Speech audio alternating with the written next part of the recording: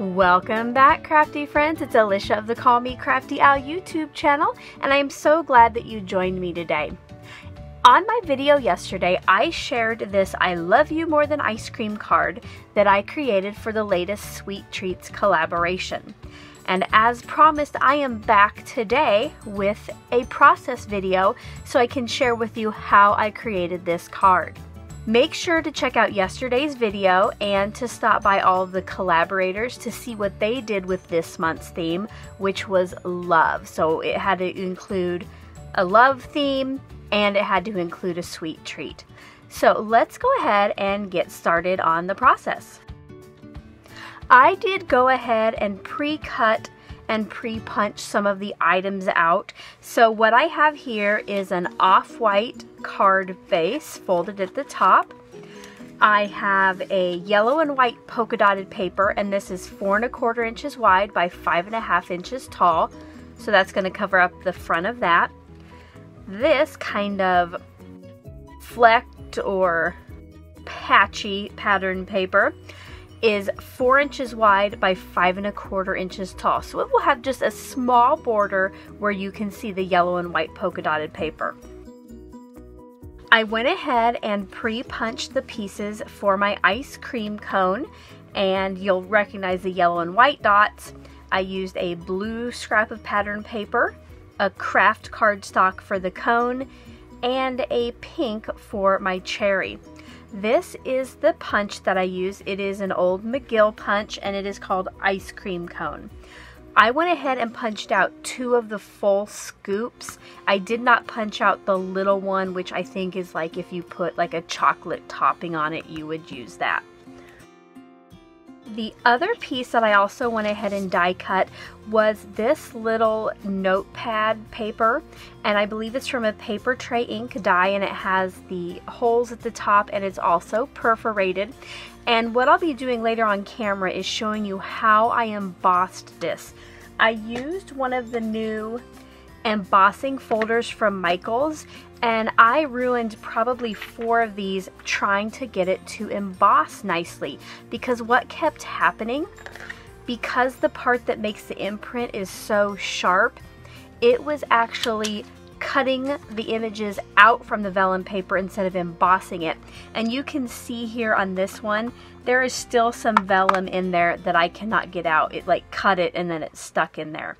So I did figure out how to do that. So I'm gonna give you a little tip in case you have some of these embossing folders too and they start cutting your paper. And actually, let's go ahead and start with that embossing. I'm gonna go pull out my Cuttlebug and I'll be right back. Normally when you emboss something with the Cuttlebug, you use the 2 smaller B plates along with your A, and then you just use the piece of paper or cardstock in the folder. Well, like I mentioned, that was causing this to just completely cut into the vellum and tear it apart. So I have done something a little bit different. For my plates, I'm not going to be using the B's at all, so you can put those to the side. I have pulled out a scrap of just any kind of cardstock. I did try it with a scrap of paper and it didn't work. It still ended up cutting into the vellum. So I have a scrap of cardstock. I have a piece of chipboard. And then I have my C, or my thicker plate, along with, of course, the A. So what I did, I put down my chipboard, and then for my folder, now one side is debossed, so this back side, the image is kind of like dug into it, okay? The front, where the red print is, it is embossed, so you can feel those edges, and they are kind of sharp, and that's probably why it's cutting into the vellum.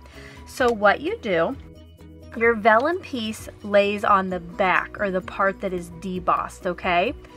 And you put your cardstock over the front of it. And what that does is it just keeps the front part of the folder from pushing too far down into that vellum. So that goes on top of the chipboard, and then C goes on top of that. I'm going to go ahead and pull in my Cuttlebug now, and I will run this through a couple times. So I'll go forward and then backward. And you'll see here then, the notebook paper does have the embossed or the debossed image, but it is not tearing it up. Okay, I have almost all of the parts I need to go ahead and start putting the card together. The last thing is going to be my sentiment banner strip. So I'm going to pull out my stamp that I got at Michael's, that I love you more than ice cream.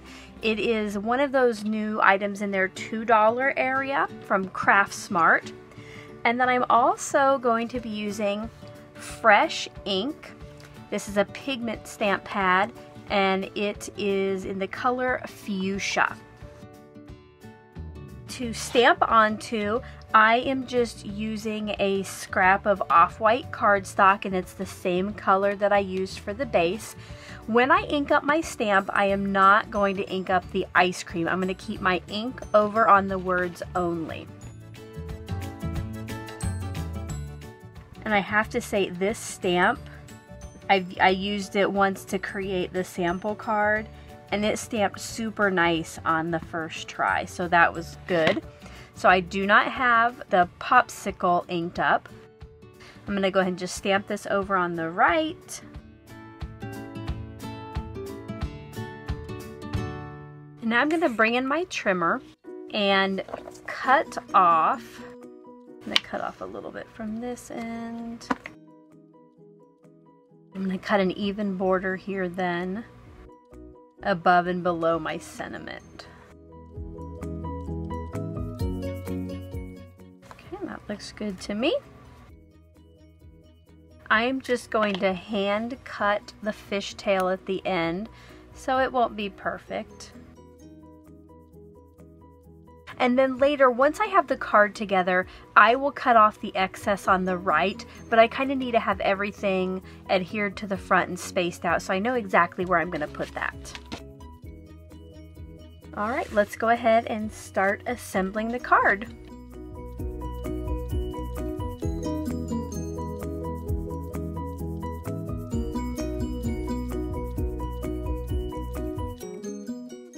I will be adhering this piece of pattern paper to the front with some foam tape. And I'm just going to be using the foam tape squares that I got at the Dollar Tree. And I've talked about these before. They're only $1 and you get so many. They come off, you don't have to cut the tape into squares, and they seem to stick very nicely. So I'm going to put one in each corner,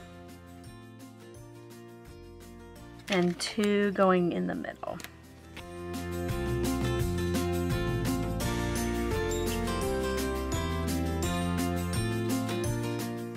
And this will get just adhered in the center of the card front. And there again, there's that small border all the way around.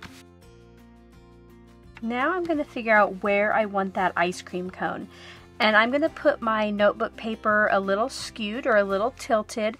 I'm going to put it up toward the top, so when I put my sentiment down here, it doesn't cover up too much of that. Although I am putting my vellum paper, my vellum piece slanted, I want my ice cream cone to sit pretty much straight up and down and centered left to right. So I'm going to figure out where I want my ice cream cone, and then I will build the rest of it.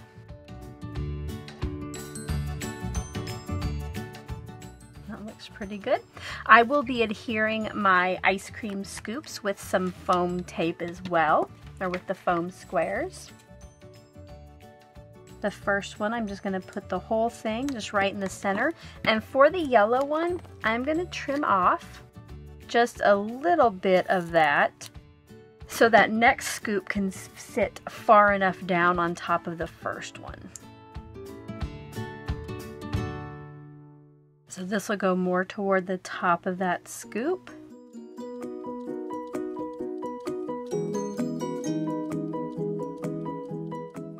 Now what I'm going to do is run my cherry through my Xyron.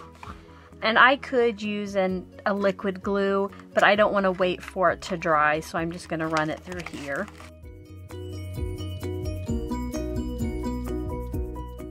This will sit on the top scoop. And I'm going to take some of the tackiness off the top with my finger, just so it doesn't stick down to the vellum and it stays kind of up off there. Now, later I will come in and do the stickles on the cherry, but I want to get the rest of the card completely finished, okay? To adhere my vellum piece to the front of the card, I am going to use my ATG and put adhesive behind where my ice cream cone is. That way we don't have adhesive showing through the front of the vellum. Again, I'm going to skew that, but I want my ice cream cone straight. So there, now our vellum's adhered down, but you cannot see any of that adhesive. It's time to cut off the excess from my banner sentiment. I just kind of made a mark with my fingernail where I wanted the cut to be. This will get adhered down with foam squares as well, and I'll use 3 on this.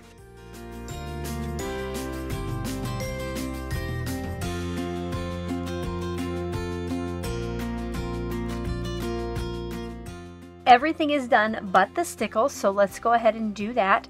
I am using the fruit punch, and just to make sure that it's going to come out okay and not give me like a big bubble, I'm going to start it here on just a little scrap, and then I will put it on my cherry. And there is my finished card. If you enjoyed this look at how I created this card, I hope you'll give my video a thumbs up.